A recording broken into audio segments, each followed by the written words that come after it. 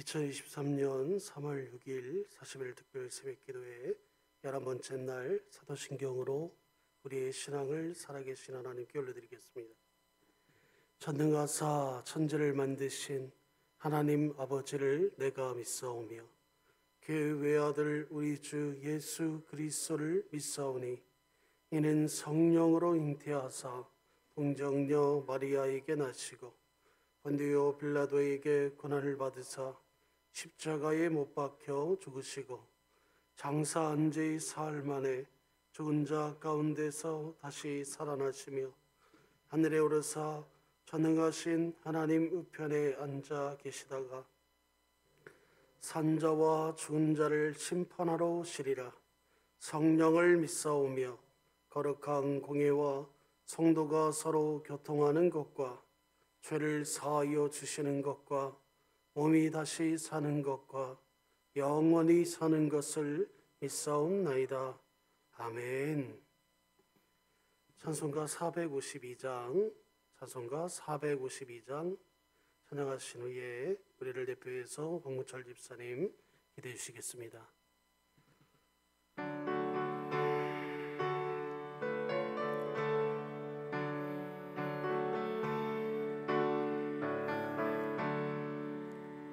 내 모든 소원 기도의 제목 예수님 닮기 원함이라. 예수님 영상 나 입기 위해 세상에 보았기 전에 예수님 닮기 내가 원하네. 날 구원하신 예수님을 내 마음속에 지금 거둬서 주님의 영상 인치소서. 무한한 사랑 풍성한 긍휼 슬픈 자 위로 하시는 주 길 잃은 죄인 부르는 예수 그 영상 담게 하옵소서. 예수님 닮기 내가 원하네. 날 구원하신 예수님을 내 마음속에 지금 거둬서 주님의 영상 인치소서. 겸손한 예수 거룩한 주님 원수의 멸시 참으시사 우리를 위해 고난을 받은 그 주를 담게 하옵소서. 예수님 닮기 내가 원하네. 날 구원하신 예수님을 내 마음속에 지금 거둬서 주님의 영상 인치소서.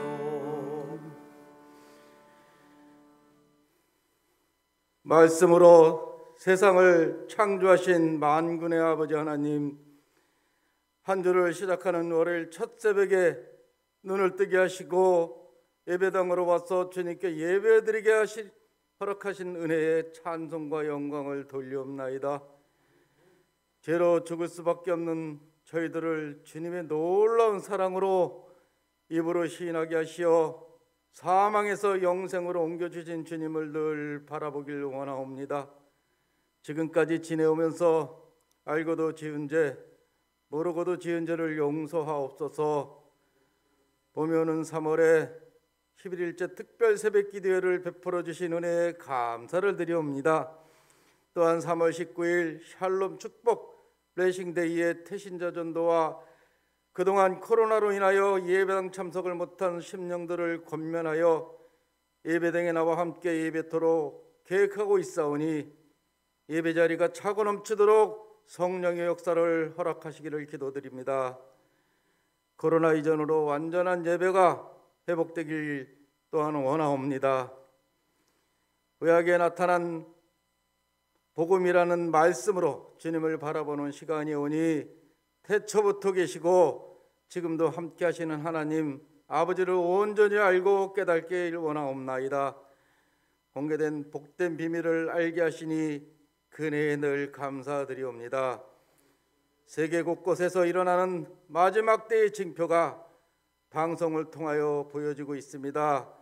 지진, 전쟁, 홍수, 기후변화가 일어나고 있으니 깨어있는 성도, 준비된 신부가 되길 주님께서 허락하옵소서. 또한 어려움을 겪는 그곳에 주님의 사랑이 넘쳐나옵소서. 저희들을 전도자의 도구로 사용하셔서 때를 얻든지 못 얻든지 복음의 증인으로 삼아 주시옵소서.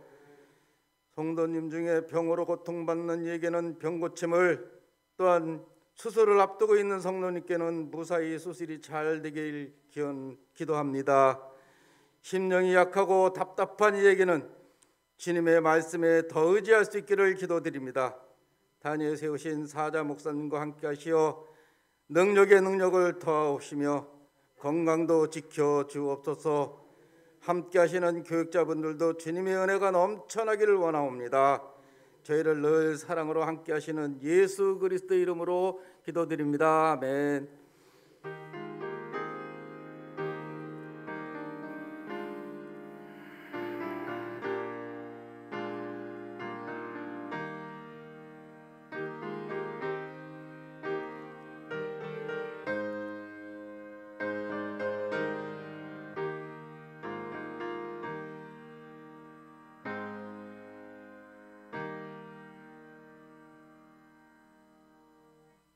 오늘 하나님이 우리에게 주신 말씀은 창세기 4장 17절에서 26절 말씀까지입니다.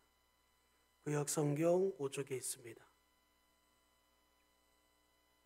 창세기 4장 17절에서 26절 말씀까지입니다. 창세기 4장 17절에서 마지막 26절까지입니다. 다 찾으신 줄 알고 제가 봉독해 올리겠습니다. 아내와 동침함에 그가 임신하여 에녹을 낳은지라. 가인이 성을 쌓고 그의 아들의 이름으로 성을 이름하여 에녹이라 하니라. 에녹이 이랏을 낳고 이랏은 무야엘을 낳고 무야엘은 무드사엘을 낳고 무드사엘은 라멕을 낳았더라. 라멕이 두 아내를 맞이하였으니 하나의 이름은 아다요 하나의 이름은 실라였더라.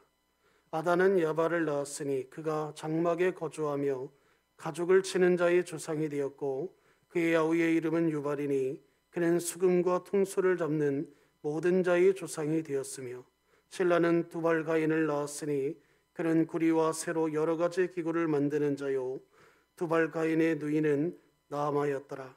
라멕이 아내들에게 이르되 아다와 실라여 내 목소리를 들으라. 라멕의 아들이여 내 말을 들으라.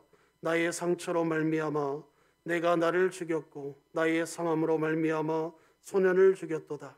가인을 위하여는 벌을 7배일진데 라멕을 위하여는 벌이 77배이로다 하였더라.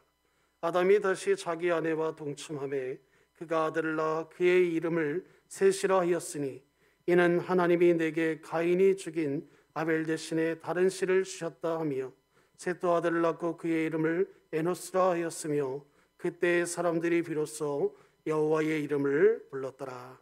아멘.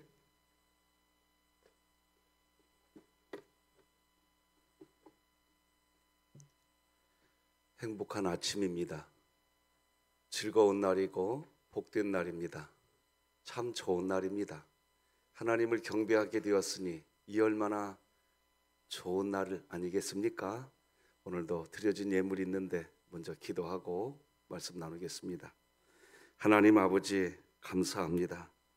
이번 40일 특별 새벽 기도의 기간에 정말 하나님께 작정하고 새벽을 깨우며 예물을 준비하여 올리는 손길이 있습니다. 하나님께 감사하여 올립니다. 모든 것 다 주님의 은혜입니다.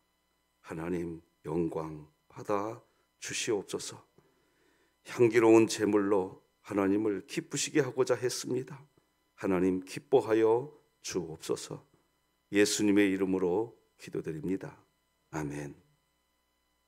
자, 오늘도 우리의 정체성 확인하고 말씀 나누십시다. 시작. 우리는 구원받았으나 죄인이며 오직 하나님의 사랑으로 사는 그리스도인이다. 아멘. 자, 오늘도 태신자 위해서 기도하십시다. 따뜻한 손 올려주시고 따라서 기도해 주시면 고맙겠습니다. 하나님 아버지, 이 귀한 분이 예수님 믿게 하옵소서. 진흥교회 예배당 예배가 회복되게 하옵소서. 예수님의 이름으로 기도드립니다. 아멘. 오늘은 죄인을 보호하시고 쓰시는 하나님, 이런 제목으로 말씀 나누겠습니다. 우리는 지금 계속해서 구약에 나타난 복음이라는 주제로 새벽 특세를 하고 있습니다. 하나님은 구약 시대나 신약 시대나 할 것 없이 어느 때나 은혜의 하나님입니다. 복음의 하나님인 줄 믿으시기 바랍니다. 오늘 본문도 온통 하나님의 은혜를 설명하는 내용으로 가득합니다. 가인은 아벨을 죽인 살인자입니다. 즉 죄인입니다. 죄인인데 벌을 받아야 할 사람인데 벌을 받지 않습니다. 웬일입니까? 신기하게 하나님이 가인을 보호해 주십니다. 심지어 가인은 결혼을 해서 자녀도 낳습니다. 가인의 자손이 번창해 갑니다. 오늘 본문에 등장하는 이런 가인에 대한 기록, 가인의 가문에 대한 기록은 도저히 상식적으로 이해하기 어렵습니다. 죄인인데 왜 이렇게 너무나도 평범하게 자손을 낳으면서 살아도 이렇게 잘 살을까요? 오늘 본문 24절까지는 가인의 자손들에 대한 기록입니다. 그리고 25절, 26절은 가인의 자손이 아니라 아벨을 대신하여 아담이 셋이라고 하는 자녀를 낳았고 셋의 자손에 대한 기록이 26절입니다. 우리 26절 같이 한번 읽어볼까요? 시작. 셋도 아들을 낳고 그의 이름을 에노스라 하였으며 그때의 사람들이 비로소 여호와의 이름을 불렀더라. 그때에 비로소 여호와의 이름을 불렀더라. 즉 앞에 나와 있던 가인의 자손들은 여호와의 이름을 부른 적이 없다는 얘기입니다. 그러니까 이게 뭡니까? 살인자요, 여호와의 이름을 부른 적도 없는 자요. 그런데 살아도 너무 잘 살습니다. 잘 살아갑니다. 그런데 그냥 또 가인의 자손을 낳고 그렇게 살아가는 정도가 아니라 가인의 자손들을 통해서 성을 쌓는 일, 악기와 무기를 개발하는 등 세속의 문명을 발전시켜가는 일 모두 다 셋의 자손에 의해서 이루어지는 것이 아니라 가인의 자손에 의해서 이루어집니다. 자, 먼저 성을 쌓는 일, 성 쌓는 것은 국방의 문화, 문명 아닙니까? 가인의 자손에 의해서 이루어집니다. 17절이죠. 아내와 동침함에 그가 임신하여 에녹을 낳는지라. 가인이 성을 쌓고 그의 아들의 이름으로 성을 이름하여 에녹이라 하니라. 둘째, 악기를 만들고 예술을 만드는 일도 이 가인의 자손에 의해서 되어집니다. 21절, 그의 아우의 이름은 유발이니 그는 수금과 퉁소를 잡는 모든 자의 조상이 되었으며. 세 번째, 물질 문명, 전쟁의 무기를 개발하는 것도 가인의 자손들에 의해서 만들어집니다. 22절, 실라는 두발가인을 낳았으니 그는 구리와 쇠로 여러 가지 기구를 만드는 자요. 세속의 문명의 발전을 셋의 자손이 만들어가는 게 아니라 가인의 자손이 만들어가고 있습니다.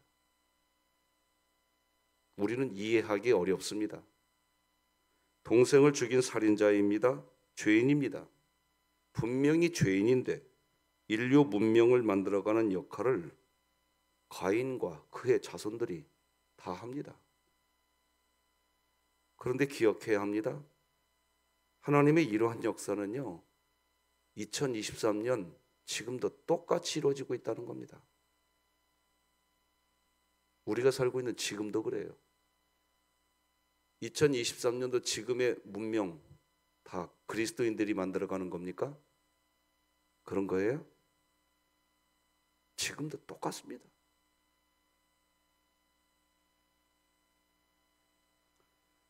죄인을, 즉 예수 구원 밖에 있는 사람들을 하나님은 지금 2023년도에도 그 죄인들을 하나님이 지금도 보호하고 계십니다.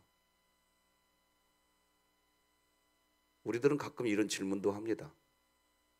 왜 저 북한 정권을 놔두냐고.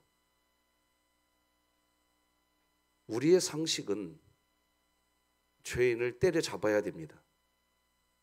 근데 하나님은 그들을 쓰십니다.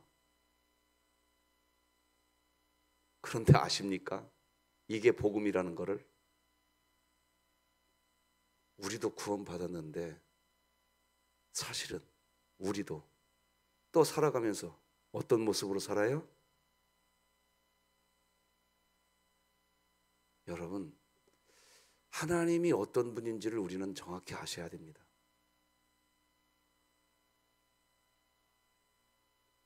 창세기 24절까지는 가인의 자손에 대한 이야기입니다. 그리고 25, 26절은 아벨을 대신한 셋의 가문 이야기죠.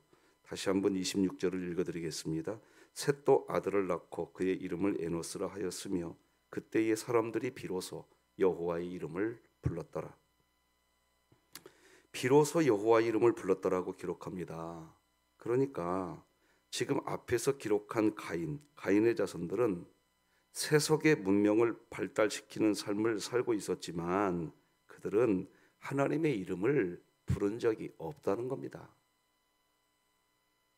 비로소 여호와의 이름을 불렀더라라고 하는 말 중에 이름을 부르다라는 말은 하나님께 대한 공적 예배와 관련하여 사용되는 히브리어 단어입니다. 따라서 이 말은 셋 아담의 아들 셋 시대에 이르러서야 셋의 자손들로 말미암아 비로소 그때가 되어서 하나님께 찬양과 감사, 간구가 있는 공식적 예배가 그때야 비로소 시작되었다는 겁니다. 우리는 이러한 창세기 4장의 이야기를 통해서 보아야 할 게 있습니다. 구약 시대도 신약 시대와 동일하게 은혜 아니면 설명이 안 됩니다. 아무것도 설명이 안 됩니다. 그러니 구약 시대를 율법 시대라고 말할 수가 없는 겁니다. 똑같이 구약에 나타난 복음을 보아야 합니다. 하나님의 은혜 아니면 이런 이야기들이, 오늘 본문의 이야기들 특히 하나도 설명이 안 됩니다. 철저하게 죄를 지은 인간, 그리고 가인, 그리고 그의 자손들, 하나님의 이름을 단 한 번도 부른 적이 없는 이들, 그런데 이들을 통해서 문명이 발달되어 간다니까요. 교만한 사람들 아닙니까? 그런데 그 교만한 사람들에 의해서 세속의 문명이 세워져 간다니까요, 지금. 그런데 또 그런 사람들을 보호하실 뿐만 아니라 하나님이 사용하신다는 것이 또 우리는 상식적으로 이해가 안 됩니다. 이런 하나님을 우리는 어떤 하나님이라고 해야 할까요? 은혜의 하나님이라고밖에 말할 수가 없습니다. 오늘 이 새벽에도요, 은혜의 하나님이 역사하고 있는 줄 믿으시기 바랍니다. 어제 주일 예배를 드리고 난 뒤에도 또다시 내 마음 깊은 곳에서는 성경은 이렇게도 기록하잖아요. 마음으로 음욕을 품는 것도 음행죄라고, 마음으로 누군가를 미워하는 것도 살인죄라고. 우리는 어제 주일 낮 예배 드려놓고도 우리는 또 그렇게 살고 있다니까요. 은혜의 하나님 아니면 아무것도 설명이 안 됩니다. 아무것도 설명이 안 돼요. 하나님의 은혜 아니면 하나도 설명이 되지 않습니다. 구약에 나타나고 있는 복음이 보이시기 바랍니다. 자, 여기서 우리는 다시 한번 은혜와 믿음을 좀 정리해 보십시다. 은혜가 뭐고 믿음이 뭡니까? 자막을 통해서 보여드리겠습니다. 은혜가 뭐예요? 대가 없이, 조건 없이 주는 겁니다. 그러면 믿음은 뭐지요? 무슨 내가 율법 행위를 잘 하는 것? 그게 믿음일까요? 아니에요. 대가 없이 주는 걸 받는 겁니다. 오늘 대표 기도해 주신 집사님이 이렇게 기도하셨어요. 마음으로 믿어 입으로 시인하여 구원받는 줄 믿습니다. 여기 우리가 한 게 뭐가 있어요? 우리가 마음으로 믿을 수 있도록 하나님의 성령님 우리 마음에 집어넣어 주셨고, 그 성령님이 우리를 역사하사 우리 입으로 하나님 믿습니다라는 말을 할 수 있도록 그 성령님이 우리를 또한 역사하여 주셨고, 그래서 성령님이 들어와서 마음으로 믿게 되었고, 성령님이 역사해서 우리 입으로 믿는다고 시인하게 되었으니 우리 자랑할 것이 있다 없다? 없다. 하나님이 하시는 거예요. 할렐루야. 그걸 믿음이라고 하는 거예요. 믿음은 받는 겁니다. 그런데 여러분이 믿음을 이미 받으셨어요. 저는요, 목회하면서 우리 진흥교회에서도 경험했어요. 평생을 하나님 어디냐고 하던 분들, 그런데 인생 완전히 끝자락에서, 완전히 인생 끝자락에서 다 예수님 믿습니다 한마디 하고 운명하신 분도 저는 장례를 치른 적이 있어요. 진흥교회에서. 그때 우리 진흥교회는 교회가 주관해서 그분 장례 치러드렸어요. 왜? 그 한마디 고백. 임종 직전에 우리 주님 믿는다고 고백한 그 한마디 고백. 그분이 율법의 행위한 게 뭐 있습니까? 하나도 한 게 없어요. 그런데 우리는 그분이 천국 간 것을 확신합니다. 할렐루야.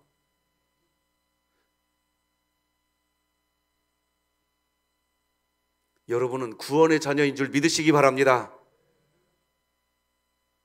근데 또 이것을 받을 때, 하나님의 은혜를 받을 때 내가 어떤 사람인데 그런 것을 아무런 대가 없이 제가 어떻게 받겠습니까? 하면서 이 자아가 죽지 않고 살아있는 분들이 있습니다.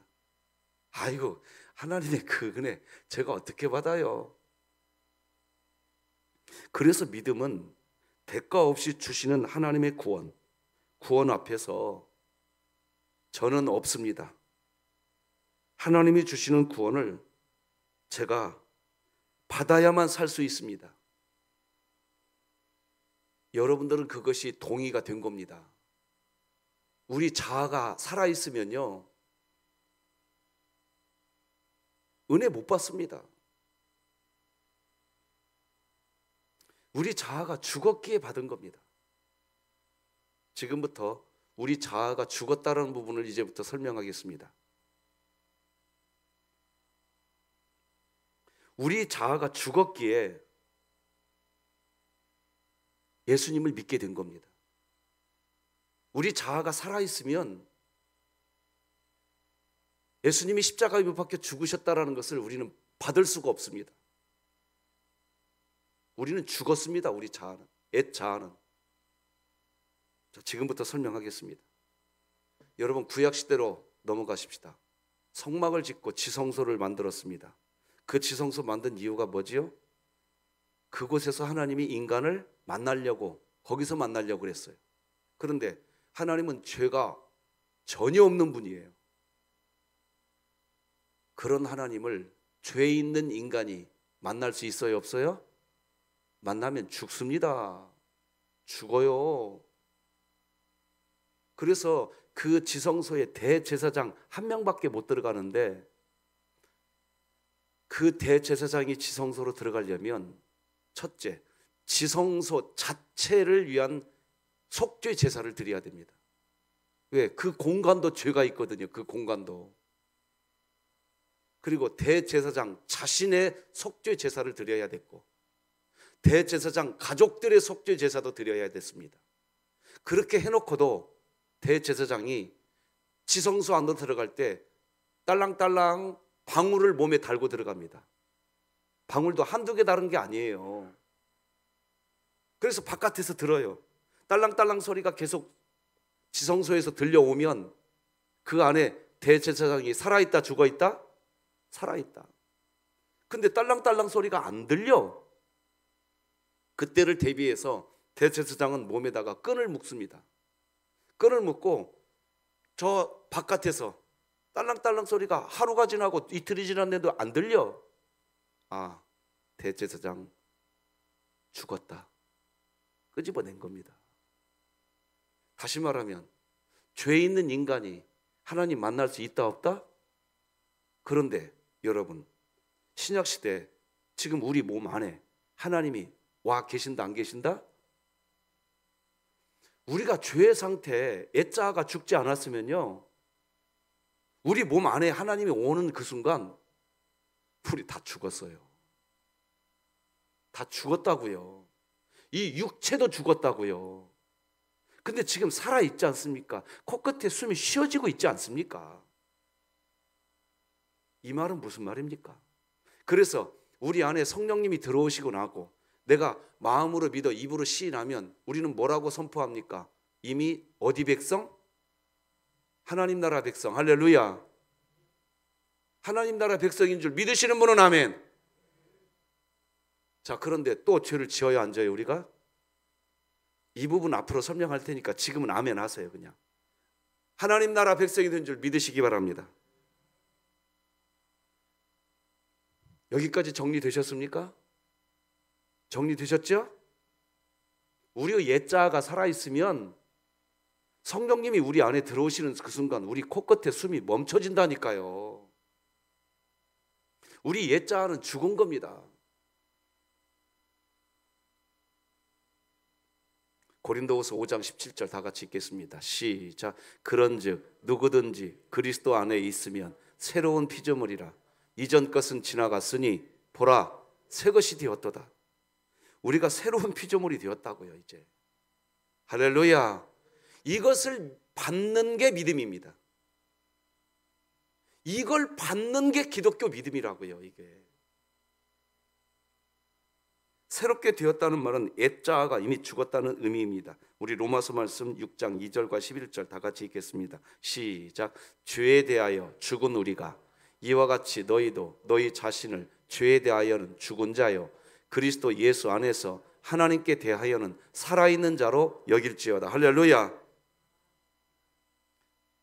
우리 옛자 죽었다 살았다? 한 10명이라도 대답할 줄 알았더니 우리 옛자 죽었다 살았다? 됐습니다. 이게 믿어지는 걸 믿음이라고 하는 겁니다. 애자아가 안 죽으면 천국 백성이 될 수가 없어요. 애자아가 살아있으면 죄가 있다는 얘기인데 죄가 있는 모습으로 어떻게 천국을 가냐 말입니다. 우리 자아는 예수님을 믿기 시작한 그날부로 우리 애자아는 죽었습니다. 죽었기에 우리는 새로운 피조물입니다. 그런데 이해가 되지 않는 것은 우리가 여전히 죄를 범하고 있다는 겁니다. 죄를 범하게 되는 옛자아가 죽었다고 하는데 왜 내가 죄를 범하고 있느냐 이렇게 질문하십니다. 내 옛자아가 죽지 않고 여전히 살아있기에 죄를 범하는 것 아닙니까 목사님? 이렇게 저에게 질문합니다. 자, 이제부터 설명을 또 시작하겠습니다. 나무가 한 그루 서 있습니다. 나무는 스스로 움직입니까 안 움직입니까? 안 움직여요. 자, 그런데 나무가 무엇에 의해 움직이죠? 바람에 의해 움직입니다. 여러분, 우리는 새로운 피조물이 됐다고요.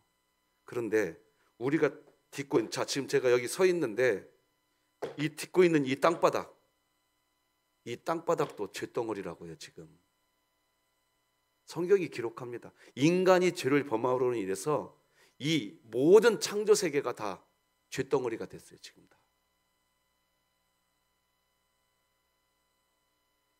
그래서 이 죄의 영향을 우리가 받는다 안 받는다? 여전히 죄의 영향을 받는 겁니다. 우리가. 그렇다면 또 성도 여러분들이 저에게 이렇게 질문할 수 있습니다. 그러면 목사님, 이제 알았네요. 제가 죄를 범하는 것은 제 잘못이 아니라 바람 때문이네요. 자, 이 부분 또 설명드릴 테니까 귀 쫑긋하고 들으십시오. 자, 먼저 이 글귀 같이 한번 읽으십시다. 자, 자막 부탁합니다. 시작. 그리스도인의 죄는 하나님과의 관계에서의 죄입니다. 자, 관계에서의 죄라는 것을 지금부터 설명하겠습니다. 엄마가 사랑하는 딸에게 이야기했어요. 엄마하고 딸은 관계가 맺어져 있는 거죠? 사랑하는 딸이니까 엄마가 말을 했어요. 뭐라고 말을 했느냐? 딸아, 요즘 세상이 너무 험악하구나. 밤 10시만 되면 너는 무조건 집으로 좀 들어오렴. 엄마하고 도란도란 대화를 하면서 예, 어머니가 저를 그렇게 걱정해 주시니까 제가 밖에 나갔다가 밤 10시가 되면 어머니께서 그렇게 말씀하시고 나를 위해서 그렇게 걱정해 주시니까 어머니, 제가 밤 10시가 되면 꼭 집에 들어올게요. 자, 딸이 이렇게 이야기했어요. 그 딸 효녀지요? 남의 딸이라고 뭐 너무 그렇게 하지 마세요. 들어오겠다고 했어요.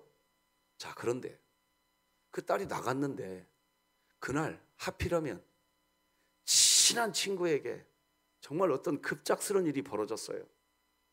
어머니에게 사전 연락을 할 수 있는 상황도 안 됐어요. 그리고 밤 1시에 들어왔습니다. 사전 연락이라도 했으면 좋으련만 그럴 수 있는 상황이 전혀 아니었어요. 그리고 밤 1시에 들어왔어요.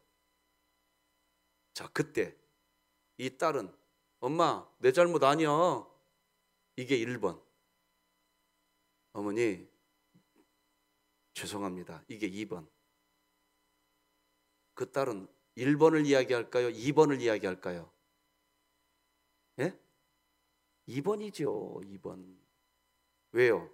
죄는 엄마와 딸과의 관계에서의 죄입니다. 우리의 죄는 하나님과 우리의 관계에서의 죄라고요. 이제 이해가 되시겠습니까? 이해되시나요? 그 딸이 엄마의 사랑을 받고 있었다면 그날 밤 10시까지 들어와야 되는데 1시에 들어왔단 말입니다. 엄마, 내 탓 아니에요. 제 잘못 아니라고요. 이거는 엄마하고 관계가 어딘가 어그러져 있는 사람입니다. 엄마하고 관계가 맺어져 있는 딸은요, 그렇게 말 안 해요.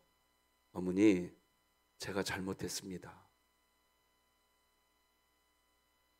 하나님과 관계가 맺어진 사람은요, 바람 때문에 제가 나무가 흔들렸어요. 이렇게 말하지 않고요. 하나님, 그 죄 제가 지은 겁니다. 믿습니까? 그리고 실제로 우리가 이 세상 살아갈 때요, 이제 이 부분, 거기까지 여러분이 눈빛이 보니까 이해가 된 것 같으니까 이제 또 한 가지를 설명하겠습니다. 한번 따라서 하십시다. 옛자아는 죽었다. 계속 따라서 해주세요. 그 말은 내가 죄의 종노릇을 안 한다는 뜻이다. 다시 한번 따라서 하십시다. 내가 죄의 종노릇을 안 한다는 뜻이다. 자, 잘 들으세요. 오늘 본문에 가인이 아벨을 죽였죠? 가인이 하나님께 회개한 기록이 있나요? 있어요? 없어요. 회개한 적이 없는데 가인에 의해서 문명이 발달하고 있습니다. 자, 잘 들으십시오. 가인은 지금 죄의 종노릇하고 있는 겁니다. 그리스도인이 되잖아요. 죄의 종노릇을 할 수가 없어요. 어떤 말이냐? 설명드리겠습니다. 우리가 죄를 딱 짓잖아요. 그러면 우리 안에 누가 계신다? 성령님이 계셔요. 찔러요, 성령님이 우리 마음을. 내가 이거 이렇게 하면 안 됐는데. 그 마음이 딱 오는 순간 가인처럼 살 수가 없습니다. 내가 이렇게 하면 안 됐는데 하면서 지은 그 죄의 종노릇 안 하고요. 그걸 비껴가고 싶은 마음이 우리 안에서 시작되고요. 그대로 종노릇 안 합니다. 하나님 앞으로 다시 엎드리게 됩니다. 우리는 죄의 종노릇 안 하는 줄 믿으시기 바랍니다. 자, 제가 여러 가지로 설명해 봐야 어려울 것 같고 이 부분을 이해하기 쉬운 것을 어떻게 설명할까 조금 길지만 이거 읽어드리고 설교 끝내겠습니다. 선한목자교회 유기성 목사님이 쓰신 칼럼을 좀 길지만 읽어드릴 테니까 정신 잘 차리고 한번 잘 봐보세요. 자, 지금부터 읽어드리겠습니다. 자아가 죽는 것이 무엇인가요? 한 집사님이 남편 자랑을 하면서 남편이 정말 죽었다는 것입니다. 그러면서 이따금 확인해 보는데 정말 죽었다고 했습니다. 그 집사님께 말씀드렸습니다. 너무 감사하지만 죽었다는 사람 확인해 보지 마세요. 교회 안에서 누가 나는 죽었다고 하면 진짜 죽었나 안 죽었나 확인하려는 못된 심보가 작동합니다. 그러다가 혈기를 부리거나 잘못한 것이 드러나면 안 죽었네, 거봐 안 죽었다고 했잖아 하며 통쾌해 합니다. 마치 안 죽었기를 바라는 마음이었던 것처럼 말입니다. 자기도 남도 관뚜껑을 열어보지 마시오 라는 캠페인이라도 해야 할 판입니다. 도대체 자아가 죽는다는 것이 무슨 의미입니까? 자아의 죽음은 자아를 죽이려고 애를 써서 이루는 경건의 높은 경지가 아닙니다. 예수님께서 십자가에서 죽으실 때 우리도 예수님과 함께 죽었다는 성경의 약속을 받는 것, 믿는 것입니다. 할렐루야. 우리는 예수 그리스도 안에서 속죄함을 받았음을 믿습니다. 그것이 성경의 약속이기 때문입니다. 마찬가지로 예수 그리스도와 함께 우리의 자아가 죽었다는 성경의 약속도 믿어야 하는 것입니다. 만일 우리가 그리스도와 함께 죽었으면 또한 그와 함께 살 줄을 믿노니라고 했습니다. 그러니 나는 안 죽었나 봐요 라고 말하는 것은 심각한 일입니다. 죽지 않은 사람이 어떻게 새 생명을 가질 수 있겠습니까? 나는 죽고 예수로 사는 것을 믿지 않고 10년, 20년 아무리 열심히 사역하여도 열매가 없는 겁니다. 새 생명의 삶을 시작도 하지 않았기 때문입니다. 많은 그리스도인들이 자신은 죽지 않았다고 말하는 이유는 자신의 혈기나 정욕, 음란함과 욕심, 시기, 질투가 사라지지 않았기 때문입니다. 그러나 우리가 십자가에서 주님과 연합하여 죽은 것은 육신이 아니라 죄의 종노릇하던 옛사람임을 알아야 합니다.